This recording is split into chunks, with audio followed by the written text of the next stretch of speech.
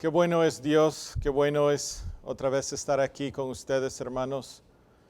Siempre doy gracias porque es el Señor que nos da este privilegio a mí para compartir la palabra y no me siento digno, pero le doy gracias por eso.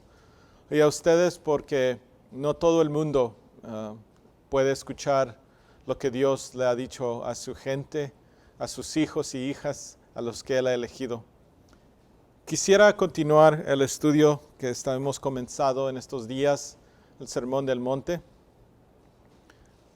La semana pasada los quedamos en el divorcio, fue el último tópico que tocamos. Hoy vamos a continuar en el Sermón del Monte en el capítulo 5, versículo 33. Y quería dar luz o advertencia que no todo lo que yo estoy cubriendo está completamente exponiendo cada versículo. Hay tópicos que voy a cubrir y tópicos que los voy a dejar para ustedes, para que ustedes indaguen y busquen, escudriñen en las Escrituras. Entonces, por favor, siempre tengan eso en mente. Yo trato de permitir, de exponer lo que el Señor me ha puesto, pero hay muchas cosas más que podemos profundizarnos y indagar y pidámosle al Señor ayuda para eso. Ok, empecemos. Mateo 5, versículo 33. Dice así la Escritura. Además, habéis oído que fue dicho a los antiguos, no perjurarás, sino cumplirás al Señor tus juramentos. Pero yo os digo, no juréis de ninguna manera, ni por el cielo, porque es el trono de Dios, ni por la tierra, porque es el estrado de sus pies, ni por Jerusalén, porque es la ciudad del gran Rey. Padre Celestial, estamos aquí, Señor, pidiéndote, Señor, de tu sabiduría, de tu conocimiento.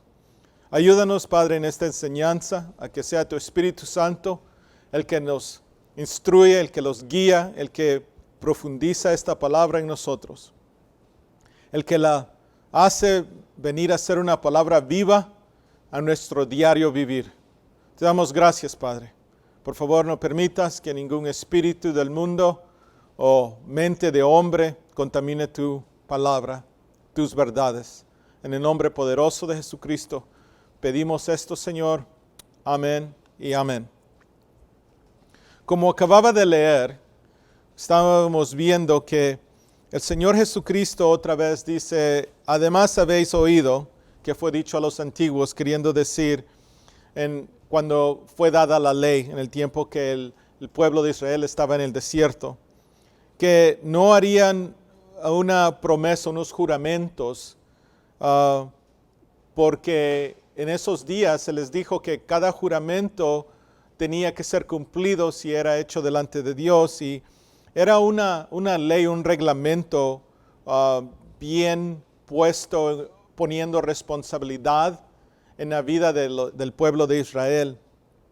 Pero a través del tiempo, la aplicación de esto vino a cambiar. Como todos sabemos, el hombre siempre contamina las cosas, y una de las cosas que sucedió y que le molestaba a Jesucristo, y por eso Él toma este punto para explicarlo en el Sermón del Monte, es que habían tomado la costumbre de decir, te lo juro delante de Dios, te hago, si habían un contrato, un pacto, una promesa, siempre ellos trataban de traer y sacar el nombre de Dios o algo equivalente que era delante de Dios. Pero Jesucristo viene y explica de esta manera, en el versículo 34, dice, pero yo os digo, no juréis en ninguna manera, ni por el cielo, porque es el trono de Dios, ni por la tierra, porque es el estrado de sus pies. Entonces está hablando que no debemos nosotros hacer juramentos en las cosas celestiales, en las cosas en la tierra. No sé si se recuerdan muchos que en el libro de Jueces había un hombre, uno de los jueces que pidió que su victoria en la batalla fuera dada por Dios, y si eso ya se llevaba a cabo, que entonces él iba a dar a su hija como un sacrificio. Entonces hay una historia muy larga en la humanidad donde siempre hacía promesas desde el tiempo de Génesis. Hacía la promesa a la descendencia de Caín, que si le hacía un mal a alguien, le iba a ir 7 veces mal al otro. Y aquí Jesucristo habla que ni por la tierra, ni por Jerusalén, porque es la ciudad del gran rey.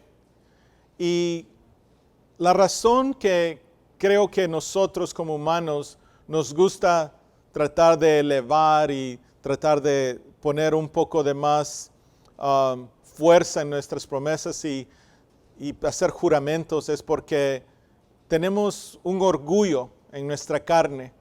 En la naturaleza pecaminosa ese orgullo sale y siempre tratamos de convencer a alguien que lo que estamos diciendo es verdad o está en control. Pero la realidad es que nosotros no tenemos tanto poder. Quisiera tomar el punto de que Jesucristo toca aquí, que dice, porque es la ciudad del gran rey. Por favor, si pueden ir a Salmo 48. Disculpen.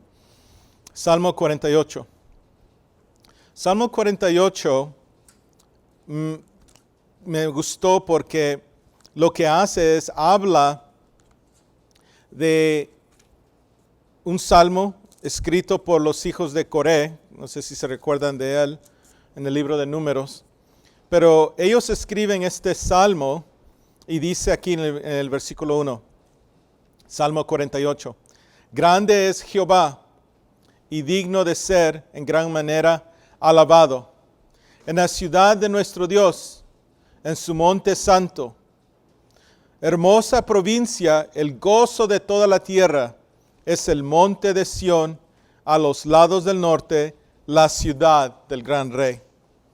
La historia de Jerusalén es muy larga y no la vamos a cubrir toda, pero quisiera tocar que los hijos de Coré, que son los salmistas en estos salmos aquí, en el 48 dice que es hermosa la provincia, el gozo de la tierra. Y es porque allí es donde la presencia de Dios fue manifestada cuando Salomón construyó el templo. Es porque ese monte también tiene una historia cuando allí se hizo el sacrificio de Isaac.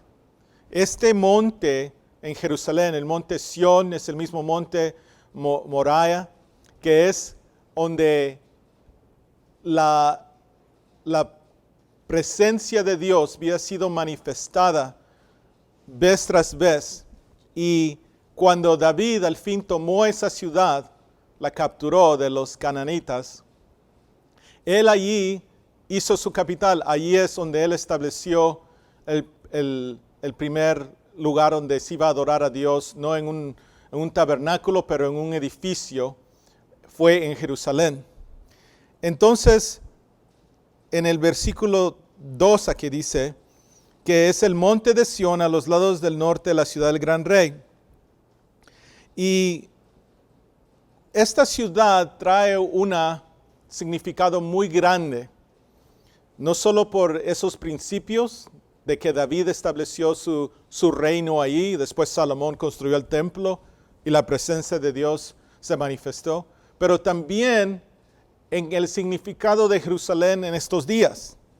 No sé si unos de ustedes saben que hace unos días atrás los Estados Unidos de América reconoció a Jerusalén como la capital de Israel, queriendo decir, pasaron como unos 1000 años hasta el tiempo de Jesús, donde esa era la capital establecida por David, pero después, ahora, en los últimos días es restablecido otra vez y es porque tiene un propósito. Y si podemos ir a Zacarías, el libro de Zacarías,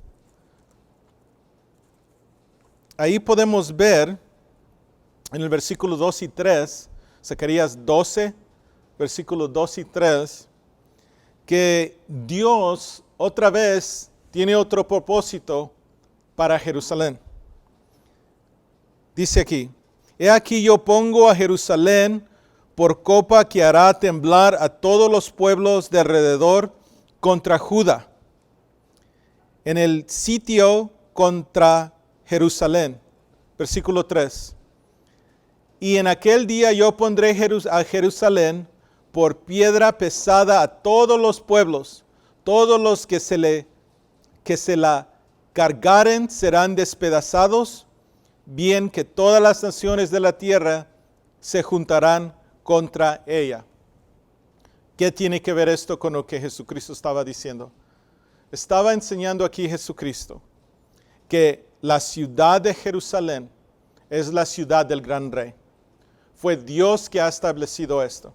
Y esto es comprobado hasta en estos últimos días, en Zacarías 12, lo que los está diciendo, que cuando ya se acerque el tiempo donde venga Jesucristo, Jerusalén será un lugar donde todas las naciones alrededor de Jerusalén estarán en guerra contra Israel.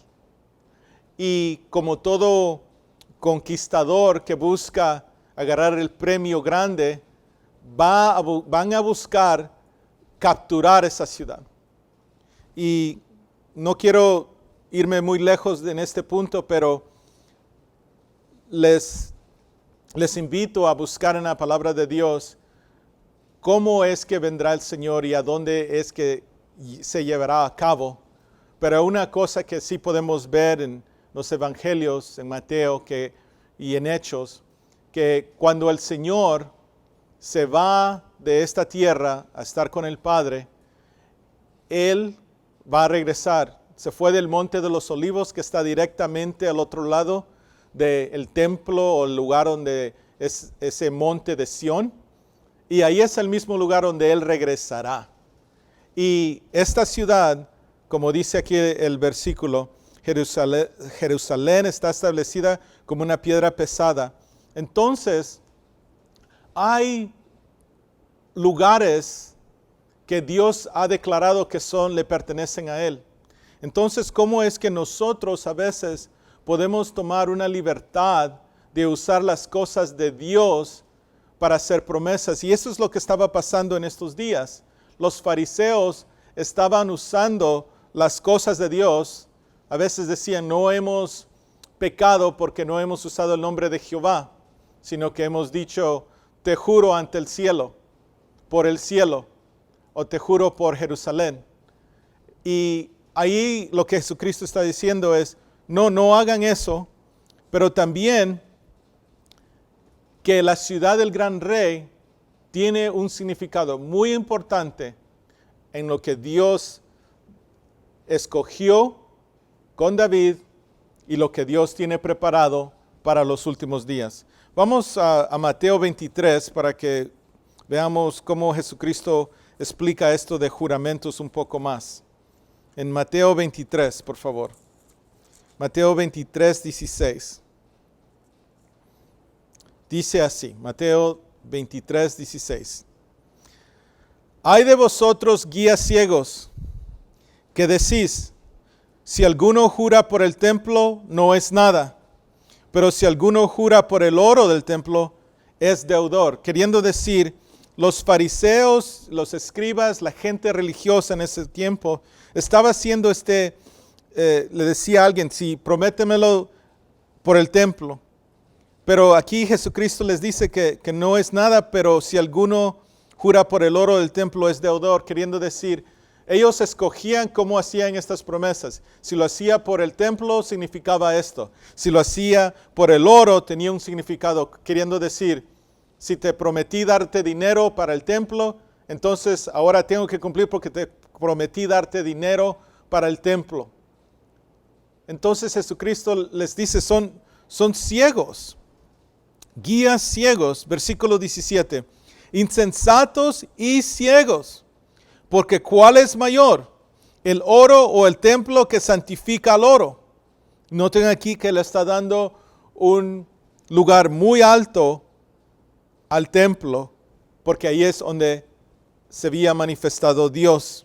Versículo 18, también decís, si alguno jura por el altar, no es nada, pero si alguno jura por la ofrenda que está sobre él, es deudor. Otra vez, los fariseos y los escribas, los guías religiosos, están trayendo que cuando alguien hace una promesa de dinero o de ofrenda, tiene un significado muy grande delante de Dios. Pero cuando se usa otros términos como el templo, el cielo, por la tierra, por Jerusalén, jugaban, hacían juegos con estos lugares y sitios.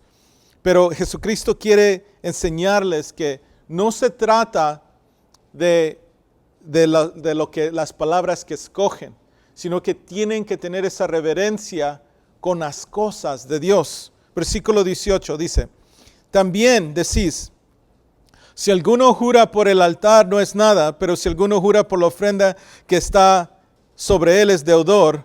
Necios y ciegos, porque ¿cuál es mayor, la ofrenda o el altar que santifica la ofrenda? Notemos ahí otra vez. ¿Cuál es mayor, la ofrenda o el altar que santifica la ofrenda? Pues el que jura, versículo 20, por el altar, jura por él y por todo lo que está sobre él. Y el que jura por el templo, jura por él y porque él que lo habita. Regresando a lo que dije antes, allí era un lugar sagrado. Allí es un lugar donde Dios se manifestó en ese monte de Sión, donde está la ciudad de Jerusalén. Allí es donde Dios había manifestado su presencia. Entonces es un lugar que es muy especial. Y hoy día para muchas naciones y religiones tiene un significado muy importante. Para los musulmanes que argumentan que es un lugar donde el profeta de ellos allí subió al cielo. Están los judíos, obviamente, que ellos es el lugar donde estaba el templo edificado. Y para nosotros los cristianos que sabemos que en esa es la ciudad donde nuestro gran Rey Jesucristo fue condenado y afuera de la ciudad, allí es donde Él fue crucificado. Pero también sabemos que Él resucitó al tercer día y en el Monte de los Olivos, que está directamente de ese monte de Sión, allí es donde Él subió al cielo para estar con el Padre. Versículo 22 dice, y el que jura por el cielo, jura por el trono de Dios y por aquel que está sentado en él. Queriendo decir,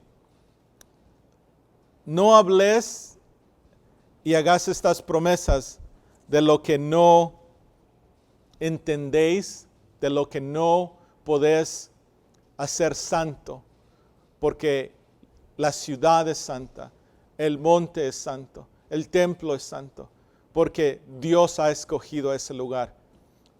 Vamos a Mateo 5:36 para que veamos un poco más de estos juramentos. Dice aquí, Mateo 5:36, ni por tu cabeza jurarás, porque no puedes hacer blanco o negro un solo cabello, pero sea vuestro hablar sí, sí, no, no, porque lo que es más de esto, del mal procede. Y aquí Jesucristo está trayendo otra vez un poco lo que hablé hace unos minutos atrás. El orgullo del hombre produce en nosotros palabrería. Y ese orgullo de palabrería dice promesas, dice juramentos.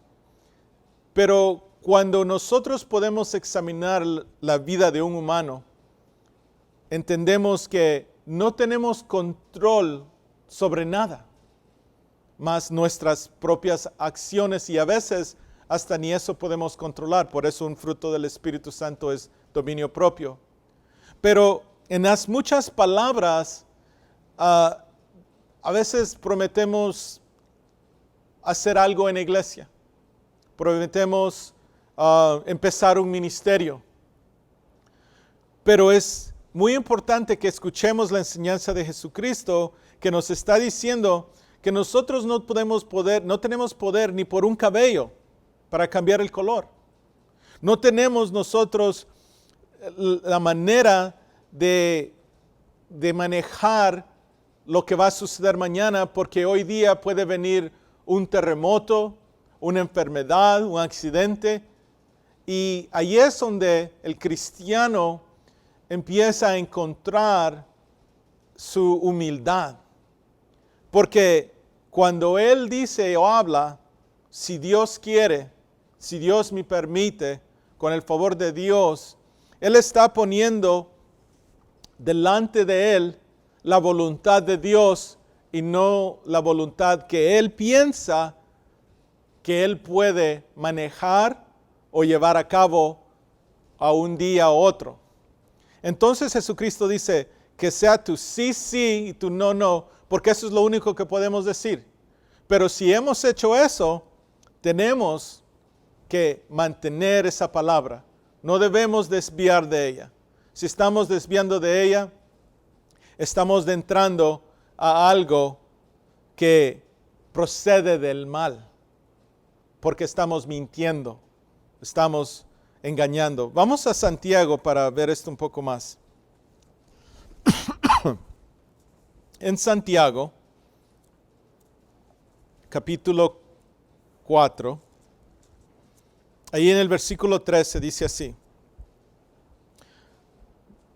vamos ahora, los que decís, hoy y mañana iremos a tal ciudad, y estaremos allá un año, y traficaremos y ganaremos, cuando no sabéis lo que será mañana, porque ¿qué es vuestra vida? Ciertamente es neblina que se aparece por un poco de tiempo y luego se desvanece. En lugar de lo cual deberías decir, si el Señor quiere, viviremos y haremos esto o aquello. Aquí Santiago, el hermano del Señor Jesucristo, escribe una parte aquí que enlaza muy bien con lo que estamos viendo en el Sermón del Monte, que nos explica a decir que nosotros debemos de tener ese cuidado de no hablar más de lo adecuado. No debemos de prometer tantas cosas que en realidad no los pertenece a nosotros. Eso es muy difícil de entender para nosotros muchas veces. A veces como padre o madre o cónyuge podemos decir, nunca haré eso, nunca permitiré eso. Pero en realidad, la única persona que puede hacer promesas tan grandes así es Dios, porque Él es soberano sobre todo. Y ahí necesitamos un poco de humildad para hacer estas promesas, de darle el primer lugar a Dios y solo asegurarnos que si decimos que vamos a estar en algún lugar, si estamos tomando una acción, que sea corto. Mi sí es sí o mi no es no, pero más de eso procede del mal. Hay veces donde nosotros podemos quedar muy mal con la gente, especialmente a la que consideren la palabra de Dios. También hay veces que podemos prometer que es algo y en realidad no sabemos. Tenemos que estar seguros que es el Espíritu Santo, es Dios el que está aprobando y apoyando esa palabra que viene de Dios. Vamos a unos versículos más ahí en Santiago, versículo 11, habla un poco más de esto. Santiago capítulo 5, versículo 11. Dice aquí: he aquí, tenemos por bienaventurados a los que sufren. Habéis oído de la paciencia de Job, y sabéis y habéis visto el fin del Señor, que el Señor es muy misericordioso y compasivo. Pero sobre todo, hermanos míos, no juréis, ni por el cielo, ni por la tierra, ni por ningún otro juramento, sino que vuestro sí sea sí y vuestro no sea no, para que no caigas en condenación. Noten ahí como Santiago dice, no caigas en condenación. Nuestras palabras nos pueden llevar a una condenación. Antes de ese versículo 12, hablaba Santiago que dice que tenemos por bienaventurados los que sufren. Habéis oído la paciencia de Job y habéis visto el fin del Señor. Y aquí lo que está dando a luz Santiago es que Job pensaba que él estaba bien con Dios y no sabía lo que Dios había entrado, o el arreglo que había entrado él con Satanás en probar a Job. Entonces Job podría hablar muchas palabras, y lo hace, que en realidad no tienen sustancia, están operando en un vacío porque él no tiene todo el conocimiento. Pero sabemos que aunque él hizo eso, vino Dios, le explicó un poco más su soberanía, y después de esto, Job entra a una humildad y Dios le trae los bienes otra vez. Pero Jesucristo, y aquí lo habla en el versículo 12, dice, ¿has visto el fin del Señor, que el Señor es muy misericordioso y compasivo? Cómo Jesucristo sufrió tantas cosas por nosotros, tuvo tanta misericordia por nosotros, pero a la misma vez estaban muchos alrededor de él que hablaban y decían, ¿por qué vas a sufrir? ¿Por qué vas a morir en una cruz? A lo que voy es que nosotros podemos hablar tantas cosas que creemos que si la persona está haciendo milagros, bueno, su fin tiene que ser un fin bueno. No se lleva así. Job, que estaba en una condición mal, pues es porque ha hecho mal y su fin tiene que ser así. Seamos humildes con nuestra boca y nuestra lengua, que lo que juramos o prometemos sea de Dios. Si no es de Él, no hagamos esas promesas, no hagamos esos juramentos.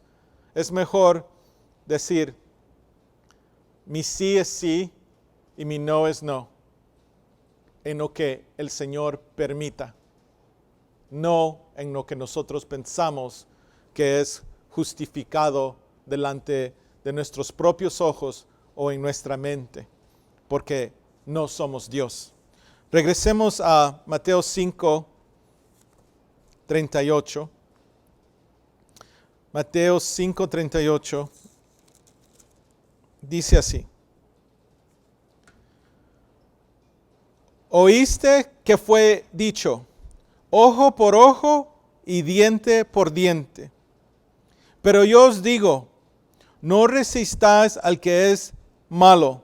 Antes, a cualquiera que te hiera en la mejilla derecha, vuelve también la otra. Notemos ahí cómo Jesucristo está hablando otra vez en una manera que es contraria a la manera que nosotros manejamos nuestra vida en el mundo, o el hombre maneja el mundo. Como vimos en las bienaventuranzas, hay cosas aquí que uno se quiebra la cabeza y dice, ¿cómo que esta es la manera de conducirse?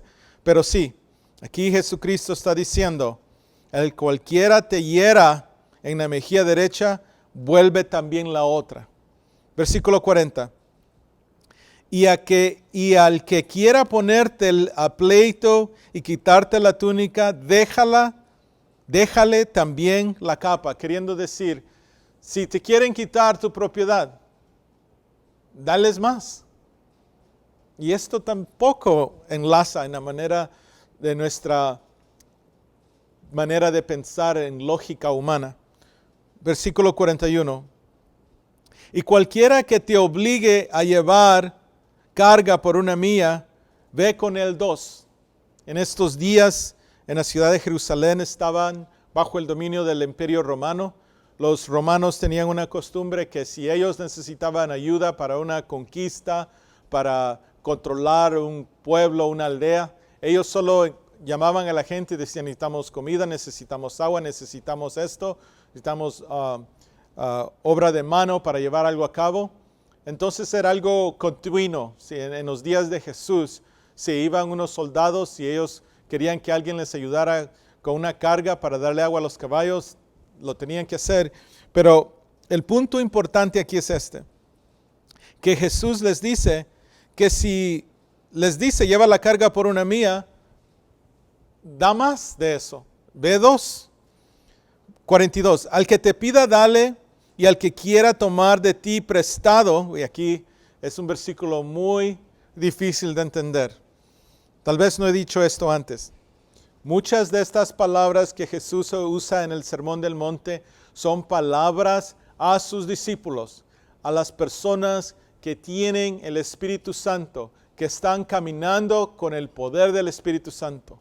Porque nuestra carne, nuestra sangre, sin el Espíritu Santo no puede hacer esto. Noten ahí lo que dice. Y al que quiera tomar de ti prestado, no se lo rehuses. ¿Cuántas veces nosotros no podemos prestarle a alguien nada porque estamos con ese cuidado que no queremos que perder nuestra posesión? Versículo 43. Oíste que fue dicho, amarás a tu prójimo y aborrecerás a tu enemigo. Otra vez, un versículo que nos está dando un desafío de que nosotros debemos de amar a nuestro prójimo. Y aquí en el versículo 44 dice el Señor, pero yo os digo, amad a vuestros enemigos. Queriendo decir, el desafío es este. La ley o la manera de conducir en los ojos de hombres es que si alguien le hace un mal a uno, entonces eres contra mí, entonces yo te voy a aborrecer. Pero aquí en el 44 Jesucristo levanta la ley, la lleva a ese lugar que es más mejor. La ley es buena, pero la gracia es mejor. Y dice, amad a vuestros enemigos, bendecid a los que os maldicen. Tomemos despacio ese 44. Dice, bendecid a los que os maldicen. ¿Será fácil para un esposo o esposa bendecir a su esposo o esposa en esos momentos donde están siendo maldecidos? Otra vez digo, en el poder del Espíritu Santo es posible. En la carne no puede llevarse a cabo. Haced bien a los que os aborrecen y orar por los que os ultrajan y os persiguen, para que seas hijos de vuestro Padre que está en los cielos, que hace salir su sol sobre los malos y los buenos, y el que hace llover sobre los justos y injustos. Y aquí lo que Jesús está hablando es que nosotros seamos hijos de nuestro Padre Celestial. Que nosotros aprendamos de Él y que así como Él hace salir el sol sobre los malos y los buenos, así nosotros tomemos una manera de conducirnos que no hay diferencia entre nuestros amigos o los que los hacen bien y con los que son nuestros enemigos, que nos hacen mal. Que seamos como el Padre Celestial. Y a terminar el versículo 45. Y hace llover sobre los justos e injustos. Porque si amáis a los que os aman, ¿qué recompensa tendréis? Vamos despacio ahí. Porque si amáis a los que os aman, ¿qué recompensa tendréis? Es algo que muchas veces se nos olvida. Muchas veces nosotros queremos invitar a las personas que amamos. Queremos convivir con ellos, queremos comer con ellos. Pero noten aquí lo que dice Jesucristo. ¿Qué recompensa tendréis si solo haces bien a los que te hacen bien? Aquí Jesucristo está haciendo un reto, un desafío a nosotros en esta raza humana, que con el Espíritu Santo en nosotros aprendamos a hacer las cosas como Jesucristo las hacía, como Jesucristo es con nosotros. Que no somos alguien que posiblemente ama a Dios, pero de todas maneras Él viene, nos ama y Él nos da de su bondad, de su amor. Versículo 46, mitad parte para terminar.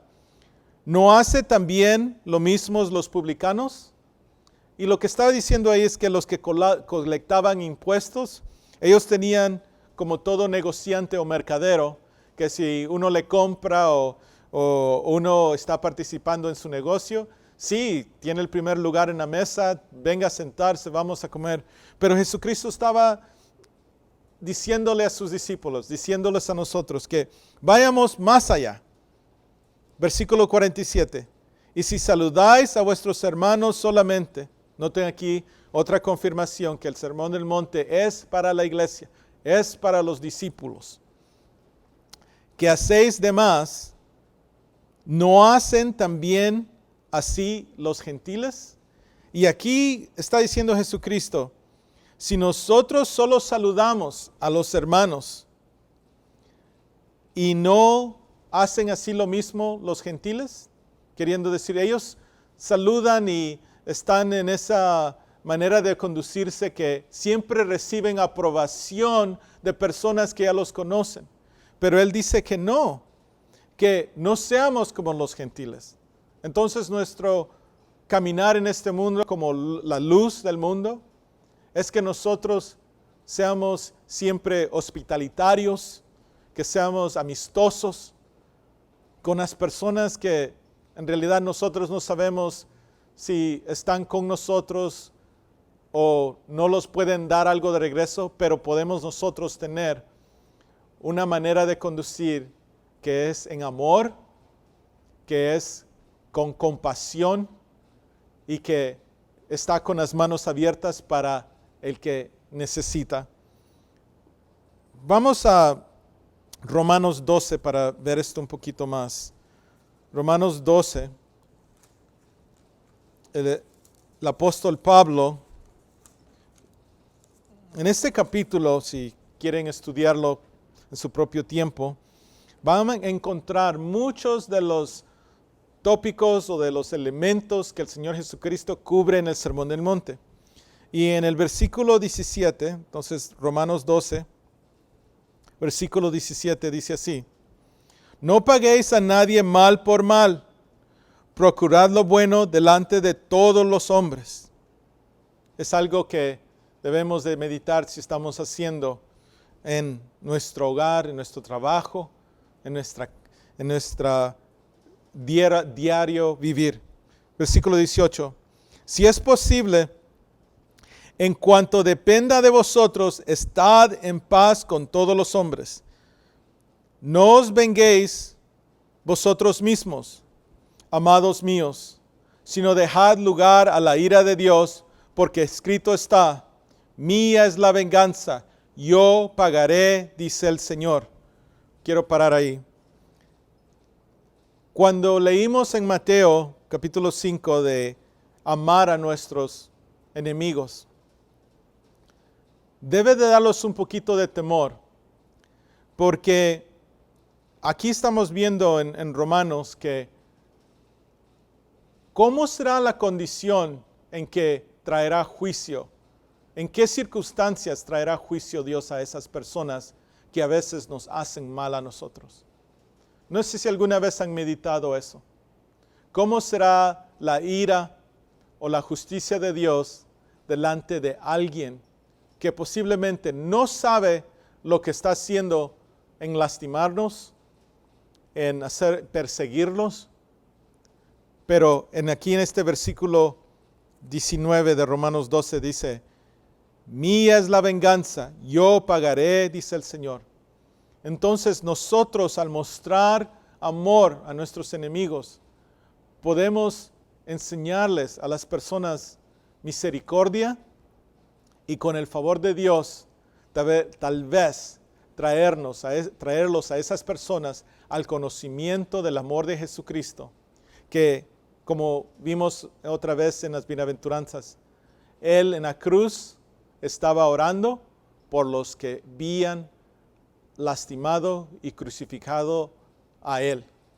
Él allí estaba clamando al Padre Celestial que tuviera perdón de ellos porque no saben lo que hacen. La venganza de Dios es algo que no debemos de tratar de ministrar nosotros. Hay que dejarle el lugar de juez y dador de la ley, a Dios. Versículo 20. Así que, si tu enemigo tuviere hambre, dale de comer. Si tuviere sed, dale de beber. Pues haciendo esto, ascuas de fuego amontonarás sobre su cabeza. Un versículo que tiene algo complicado aquí para nosotros, pero veámoslo con los ojos espirituales. Queriendo decir que si tenemos un vecino o digamos alguien en nuestra casa que nos hace mal, no paguemos con el mal, paguemos con el bien. Porque si le damos de comer y les damos de beber, cuando ellos tienen hambre o sed, estamos haciendo lo que Dios hace con todo este mundo que no lo reconoce. Cada día respira ese aire que Dios permite que esté en ese oxígeno. Cada día Dios hace salir el sol, dándole luz a toda la humanidad, sea buena o sea mala. Entonces, Pablo está conduciéndonos a ese lugar, que seamos como Dios. Pero también dice aquí, pues haciendo esto, ascuas de fuego amontonarás sobre su cabeza. Y aquí es donde el Espíritu Santo, muchas veces he visto esto, que cuando alguien en la iglesia hace mal a un hermano y sabe que ha hecho mal, y esa persona no regresa el mal, sino que regresa con bondad, con amor, con buenas obras, al contrario, hasta abraza. Viene el Espíritu Santo con ese fuego, digo yo, que se siente la persona como que se está deshaciendo. Y sí, esto es algo que he visto en otros y también yo he experimentado, que ese amor viene y trae al corazón a un lugar donde uno reconoce que está mal y que le hizo mal a un cónyuge o a un hermano o hermana o ni hasta nuestro patrón posiblemente. Entonces, hagamos el bien, hermanos. Dice versículo 21, no seas vencido de lo malo, sino vence con el bien el mal. Si miramos a el día de la crucificación de Jesucristo, es un día que se puede decir, es el día más horrible de la humanidad, que la humanidad vino y crucificó a Jesucristo, al Hijo de Dios. Pero en esa maldad vino Dios a darnos salvación. Él pagó todo ese mal que le hicieron esos judíos, esos romanos, todas esas personas que estaban ahí. Hasta se puede decir que sus discípulos que se fueron y lo abandonaron. Y Cristo vino y hizo lo opuesto. Fue a ese lugar, allí dio su vida, allí oró por los que no sabían lo que estaban haciendo mal y vino a abrir el cielo y darnos una oportunidad a nosotros de recibir al Espíritu de Dios cuando rompió ese velo en el templo, cuando permitió que el hombre pueda adentrar a ese lugar más santísimo. Allí podemos ver el ejemplo más bueno del momento más mal del hombre y el momento más bueno y lindo de nuestro Padre Celestial, Él derramando su amor por nosotros, por la iglesia, y darnos una vida nueva, darnos una esperanza en gloria. Bueno, continuemos. Vamos a ir a Mateo 5:48, por favor. Mateo 5:48. Dice así: Sed pues vosotros perfectos, como vuestro Padre que está en los cielos es perfecto. Este es un versículo que no hablamos mucho. No sé qué temor tiene, pero es un versículo que como iglesia en estos días no tocamos. Y voy a ir al punto, a lo que dice. Dice, sed pues vosotros perfectos. Jesucristo está dando un mandamiento. El mandamiento es que nosotros busquemos la perfección. Como vuestro Padre que está en los cielos es perfecto. Muchas veces escuchamos a hermanos, hermanas, el mundo siempre lo dice, nadie es perfecto, nadie es perfecto. Sí hay uno que es perfecto, es Jesucristo. Y Él nos ha dado a nosotros el mandamiento de que seamos nosotros perfectos. Y tal vez alguien está diciendo, ¿cómo? Otra vez regresamos a lo mismo. Si Dios, el Espíritu Santo, no habita en nosotros, no tenemos esperanza a esto. No tenemos. Somos incapaces de llevar a cabo esa perfección. Pero cuando nosotros buscamos de Dios y permitimos que el Espíritu Santo venga y haga esa obra regeneradora, que cambia este corazón de piedra y lo hace un corazón sensible, entonces nosotros empezamos a ser cambiados y podemos acercarnos a esta perfección. Y Jesucristo los empuja a nosotros a estos. Muchas veces se acostumbra a decir, no, si cada persona tiene su falla. Y yo creo que allí se deleita el enemigo de nuestras almas. Porque si nosotros siempre caminamos con esa fe que es limitada, siempre buscando el defecto de alguien, quitándole la esperanza a un hermano o hermana que no puede tener victoria sobre el pecado, que no puede tener un ministerio que le da gloria a Dios. Tenemos que ser obedientes a este mandamiento y voy a traer unos ejemplos. Vamos a Lucas 6:39. Aquí Jesucristo otra vez toca este punto. Lucas 6:39. Para que veamos cómo no solo está escrito en el Sermón del Monte esta palabra que nos lleva a este lugar de perfección o que nos insta a ir a este lugar. Dice aquí, Lucas 6:39, y les decía una parábola, ¿acaso puede un ciego guiar a otro ciego? ¿No caerán ambos en el hoyo? Y si vamos despacio ahí, si nosotros somos llamados a ser la luz del mundo, si somos llamados a ser los que estamos predicando el Evangelio y nosotros estamos con una manera de pensar sin fe, sin el Espíritu Santo, entonces, ¿cómo es que vamos a guiar a alguien en el conducir o el caminar cristiano? Los quedaremos en la limitación que nosotros tenemos. Versículo 40. El discípulo no es superior a su maestro. Sí, nosotros no somos superiores a Jesucristo.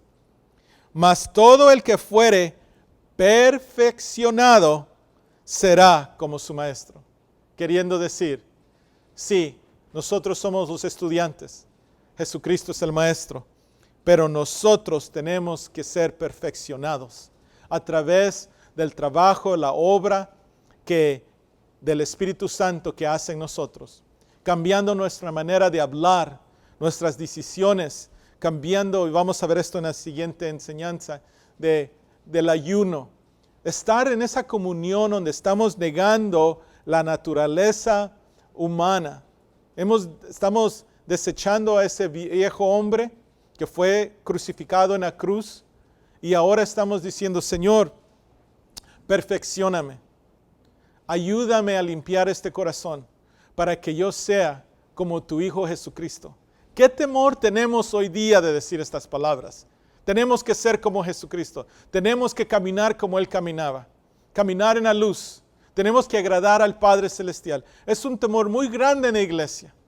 Lo que se pone es, Señor, tú haz esto. Señor, tú dame esto. Pero es rara la vez que nosotros decimos, Señor, haz esa obra en mí para yo ser como tú y bendecir a los demás, ayudar a los demás. Pero no en mi fuerza, no en mi poder, sino que en el poder de tu Santo Espíritu.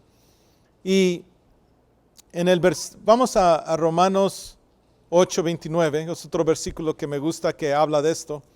Romanos 8:29. Otra vez vemos esto aquí, que dice, Romanos 8:29, porque a los que antes conoció, que somos nosotros, también los predestinó Muchas veces esta palabra predestinados a ir al cielo es usada en la cristianidad, pero en realidad no se encuentra ese versículo. No somos predestinados a ir al cielo, no se encuentra esa palabra exacta.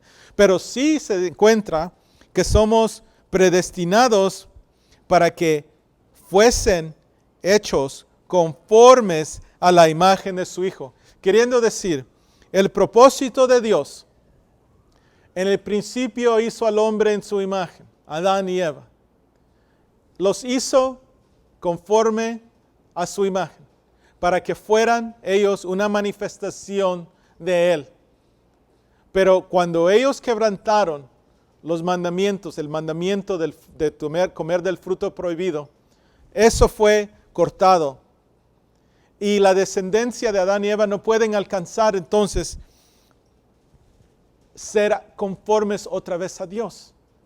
Pero muchos años después viene Jesucristo y Él muere en la cruz, paga por nuestros pecados, los limpia de nuestros pecados y ahora nos da la oportunidad de recibir otra vez el Espíritu de Dios, la comunión con Dios, con nosotros, o Emmanuel, Dios con nosotros. Y ahora Dios habitando en nosotros, es Él que nos hace conforme a la imagen de su Hijo. Versículo, la última parte ahí dice, para que Él sea el primogénito entre muchos hermanos. Otra vez, tenemos que nosotros buscar esa llenura del Espíritu Santo para que el Espíritu Santo nos haga ese cambio. Quisiera tomar otro versículo aquí. Segunda de Corintios, capítulo 6, versículo 16. Todo esto enlaza, hermanos. Seamos perfectos como nuestro Padre Celestial es perfecto. Y la razón es porque Dios está en nosotros. Nosotros somos ese templo de Dios. Versículo 16, capítulo 6, segunda de Corintios. ¿Y qué acuerdo hay entre el templo de Dios y los ídolos? Porque vosotros sois el templo del Dios viviente. Como Dios dijo, habitaré y andaré entre ellos y seré su Dios y ellos serán mi pueblo. Nosotros, la iglesia. Versículo 17. Por lo cual, salid de en medio de ellos y apartaos, dice el Señor. ¿Por qué nos dice el Señor que salgamos de en medio de ellos, del medio del mundo, que seamos apartados del mundo? Porque quiere que seamos perfeccionados. Quiere que nosotros seamos como Jesucristo era en esta tierra. Dice así, y no toquéis lo inmundo, y yo os recibiré, y seré para vosotros por Padre, y vosotros me seréis hijos y hijas. ¿Se recuerdan lo que leímos en Romanos 8:29? Que era el primogénito entre muchos hermanos. Aquí otra vez está tocando este punto. Y dice el Señor Todopoderoso. Hay una división en el capítulo aquí, hermanos, no siempre que llegan al fin de un capítulo continúen al siguiente, porque muchas veces está conectando a lo que el pensamiento o la enseñanza que estaba antes. Dice así, así que amados, puesto que tenemos tales promesas, limpiémonos de toda contaminación, de carne y de espíritu, perfeccionando la santidad en el temor de Dios. Otra vez la palabra perfección. Busquemos, prosigamos hacia la perfección. Vamos a, ya casi terminar, vamos a Mateo 6, que ya terminamos el capítulo 5. Aquí vamos a tocar estos últimos versículos, son 4, dice así, Mateo 6, versículo 1 al 4. Guardaos de hacer vuestra justicia delante de los hombres, para ser visto de ellos. De otra manera no tendréis recompensa de vuestros Padre que está en los cielos. Vamos despacio. Que nosotros no tendremos recompensa si nosotros hacemos la justicia o algo bueno para que la gente nos vea. Cuidado, hermano o hermana. Si estamos sirviendo en iglesia, si estamos haciendo algo para que los vean los demás, para decir somos buenas personas, somos buenos hermanos, buenos elegidos de Dios, cuidado. Dice aquí, no tendréis recompensa. Versículo 2. Cuando pues des limosna, no hagas tocar trompeta delante de ti, como hacen los hipócritas en las sinagogas y en las calles, para ser alabados por los hombres. De cierto os digo que ya tienen su recompensa. Noten ahí, la persona que busca ser alabado por las personas, que le den un reconocimiento y está haciendo con esa intención de adentro. Entonces dice aquí Señor Jesús, ya tiene su recompensa, eso es todo. Y aquí debemos de meditar, entonces, ¿qué me esperará de Dios? El Señor dice, ya tienes lo que tú querías. ¿Querías honra de hombres? La tienes. Versículo 3. Pues cuando tú des limosna, no sepa tu izquierda lo que hace tu derecha, para que sea tu limosna en secreto, y tu Padre que ve en lo secreto te recompensará en público. Esto es algo muy importante para nosotros, especialmente los ministros, los hermanos que están tomando un servicio en la iglesia, que todo lo que hagamos, sea acción, obra o limosna, que todo sea en secreto. Yo creo que hoy día nosotros entramos a muchos problemas, cuando a veces estamos dándole a luz lo que cada persona está dando en la iglesia. Porque ahí es donde puede venir esa tentación, ese orgullo que dice que los otros vean que yo estoy dando esto. Por eso el Señor dice así, no sepa, y este es un mandamiento que muchas veces es quebrantado, que no sepa tu izquierda lo que hace tu derecha. Porque tenemos esa costumbre de decirle a la gente lo que hizo tal persona. Y en esa manera, dando a luz a algo, especialmente en lo que concierne aquí la limosna, dando dinero o algo para las personas en necesidad, es mejor que eso se quede en secreto. Hermano o hermana, si hemos hecho algo bueno con alguien en la iglesia, que sea entre Dios y nosotros, que sea Dios el que da la recompensa, que no busquemos ser alabados, reconocidos delante de la congregación para que los hermanos los den honra porque buenas personas somos. Así nos puede traicionar nuestro propio orgullo, nuestra naturaleza pecaminosa. Y yo creo que el Señor habla de esta manera tan fuerte aquí y también lo cubre en Mateo 23, no vamos a ir hoy allí, pero lo habla de una manera porque los escribas y los fariseos en Mateo 23 tomaban tanta conducta que ellos buscaban esa honra y gloria de hombres. Y tal vez me dirán, sí, pero eso en los tiempos de antes, hermano. Hermanos, hoy nosotros somos los escribas y los fariseos. Nosotros somos el sacerdocio de Dios. Nosotros somos los que andamos con la Biblia y citándole versos a los hermanos. Ahora nosotros somos esas personas. Somos los que somos de la religión de Jesucristo o de la fe de Jesucristo.